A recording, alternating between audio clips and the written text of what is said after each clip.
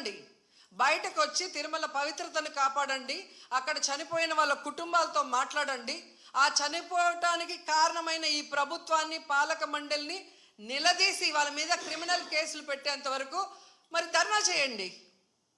ఎందుకు మాట్లాడట్లేదు? అలాగే మీరు మొన్న చూస్తే అసలు లడ్డూలో కల్తీ జరగకపోయినా వీళ్ళు చెప్పిన అబద్ధాన్ని వీళ్ళ కూటమి ప్రభుత్వంలో ఉన్న బీజేపీ మాధవీలత గారు వందే భారత్ ఎక్స్ప్రెస్లో భజన చేసుకుంటూ వచ్చి ఎన్ని రకాలుగా మాట్లాడిందో మనం చూసాం. నిజంగా మీకు దేవుడి మీద భక్తి ఉంటే, భక్తుల మీద ప్రేమ అభిమానం ఉంటే, ఈరోజు 6 మంది ఎవరి వల్ల అయితే చనిపోయారో ఈ ప్రభుత్వాన్ని నిలదీయండి. ఈ ప్రభుత్వంలో ఎవరెవరు ఈ చావుకు కారణమయ్యారో వాళ్ళందరి మీద మోడీ గారికి చెప్పి క్రిమినల్ కేసులు పెట్టించండి. అంతేగాని ఈరోజు మీరు పూసుకొని మీరు చేస్తే మాత్రం అది కరెక్టు, వేరే వాళ్ళు చేస్తే తప్పు అన్నట్టుగా దొంగ మాటలు చెప్తూ ఎవరి మీద దుమ్మెత్తి పోయాలనుకుంటే ప్రజలు అన్నీ గమనిస్తున్నారు. అండ్ ఈరోజు మీరు చూస్తే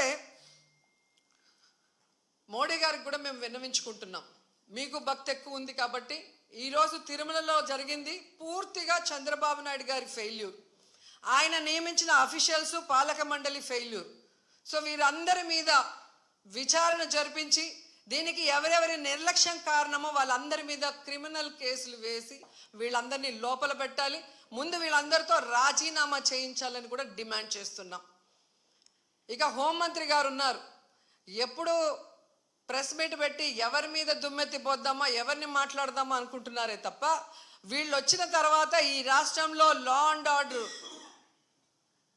ఎలా దిగజారిపోయింది, మహిళల మీద ఎలా అఘాయిత్యాలు అవుతున్నాయి, ఏ విధంగా మనుషులు చనిపోతున్నారు తోపులాట్లో పోలీసుల నిర్లక్ష్యం వల్ల, వీళ్ళకి కంట్రోల్ లేదనేది స్పష్టంగా అర్థమవుతుంది.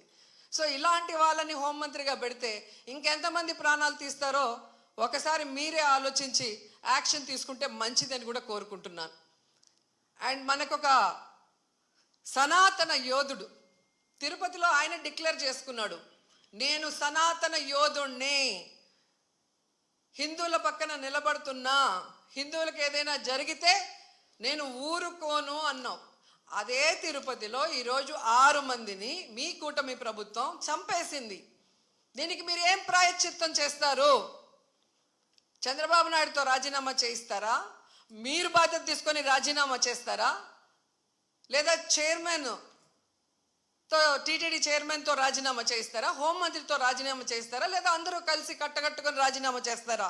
మీ అందరి ఫెయిల్యూరే కదా ఇది. నిజమైన సనాతన యోధుడివైతే ఇప్పుడు వచ్చి మీ ప్రభుత్వంలో ఎవరెవరి నిర్లక్ష్యం వల్ల ఇది జరిగిందో వారందరి మీద క్రిమినల్ కేసులు పెట్టించుకోండి.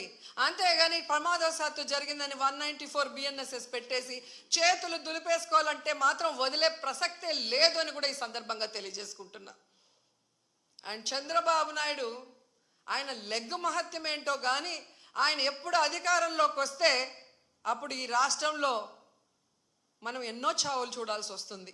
గతంలో గోదావరి పుష్కరాలు ఈయన పబ్లిసిటీ పిచ్చి వల్ల ఇలాగే గేట్లు తెరిచి జనాలు తోసుకొని ఒకరి మీద ఒకరు పడి 29 మంది చనిపోయారు.